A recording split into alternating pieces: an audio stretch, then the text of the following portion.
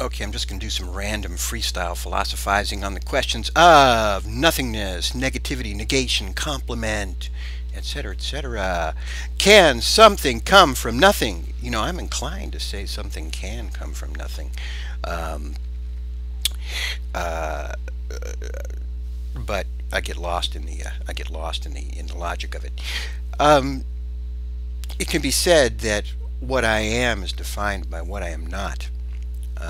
Now, what I am not includes many things that exist. So what I am not is not nothingness. What I am not is other things that are, that have being, plus perhaps nothingness, because I am not nothingness. But in a sense, you can look at a nothingness as what carves the entire universe, maybe in that sense. And to create the universe, maybe nothingness simply needs to contract or to ebb like an ocean. Or if it implodes quickly, maybe then you get the Big Bang. You get an explosion of something. Um, but in any event, what I am not, if we look at the universe of things that are, of being, what I am not is really the complement of what I am. Just like if you have an angle, if you remember the geometry, you know, this small angle here is the complement of that angle. And it's a complement within the plenum of being. Now, on the topic of creation, if there was a creator who created the universe of being, from what did he create it? If theists maintain that that being cannot be created from nothingness, that something cannot come from nothing, or that nothing comes from nothing, how's that? Nothing comes from nothing.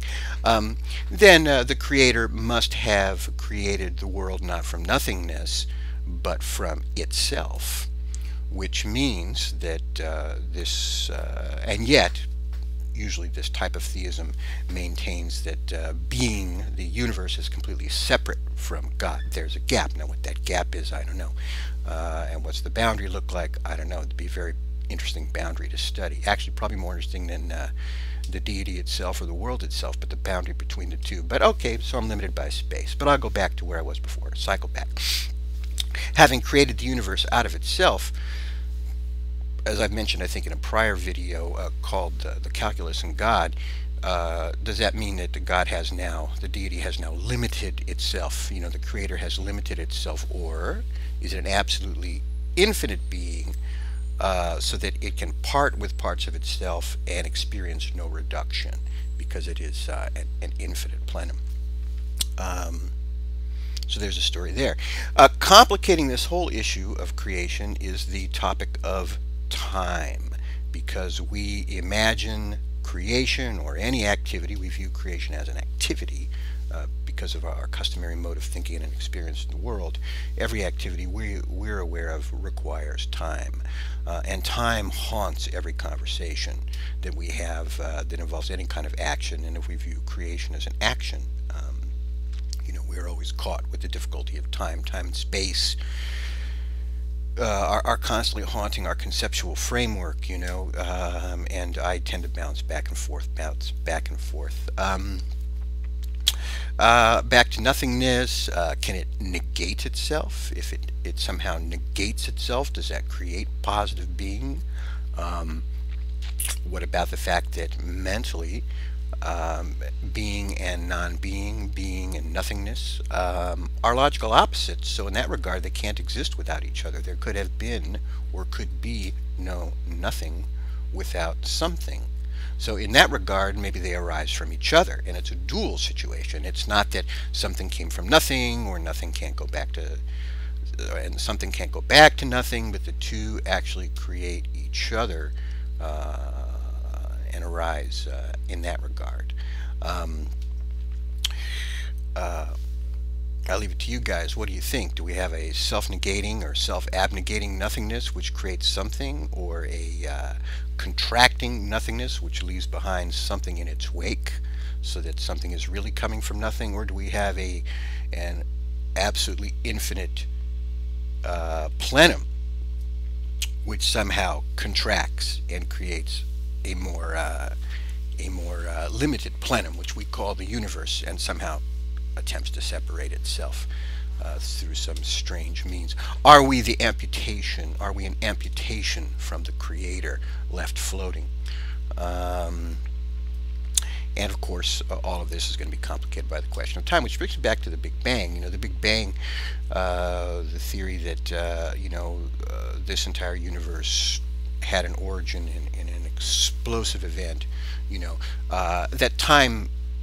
My understanding is that time and space are considered part of basically a fabric that occurred at the same time. So the question of what happened before the Big Bang becomes a meaningless question, very unsatisfying to me.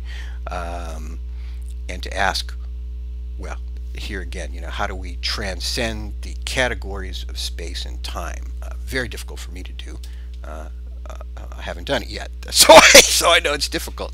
Anyway, I just wanted to put some ideas out there, but I can see, I can imagine, and imagination, of course, is a visual thing, so it's haunted by space and it's haunted by time, but I can imagine something coming from nothing, from nothingness. And can I imagine nothingness coming from something? I tend to see the two as arising together or co-creating each other. Now, what sustains the whole is a whole nother matter, because once again now we're lost in set theory. What contains, you keep getting larger and larger and larger containers, and those are spatial concepts. So now I'm repeating myself and wandering endlessly, but it does seem to me possible that something can come from nothing, and that nothing can possibly come from something. And again, maybe that's an act of negation or state of negation, if there is a full plenum. However, I do think that neither concept makes any sense without the other, so we're back in the world of polar opposites mentally. So I don't know whether all these problems are just caused by the nature of our mind and the limitations on our mind, and as we struggle to get past them and transcend them, I don't know if we will achieve that, or if I will achieve that. Maybe some of you will. Who knows, huh? But it's worth the effort. That the very fact that we can recognize our limitations, that we realize that there are walls of some sort, is a very interesting thing. Perhaps the most interesting thing, I think, because to realize that we are limited and that we are in a container is fascinating. It tends to make one think that, well, there must be something beyond that particular container, otherwise we wouldn't recognize we have limitations. How many limitations do we have that we don't recognize? That's another. I mean, we're aware of space and time and being and the concept of nothingness, all these conceptual things we're aware of, but what are we absolutely blind to? What limitations do we have that we're blind to? Anyway, good luck with everybody's personal journey to answer the questions, and I just keep reminding myself a little phrase about philosophy, that we don't look to philosophy for answers, we look to philosophy to ask better and better questions. What a beautiful dodge to end this with, huh? Beautiful dodge. Take care, folks. Bye.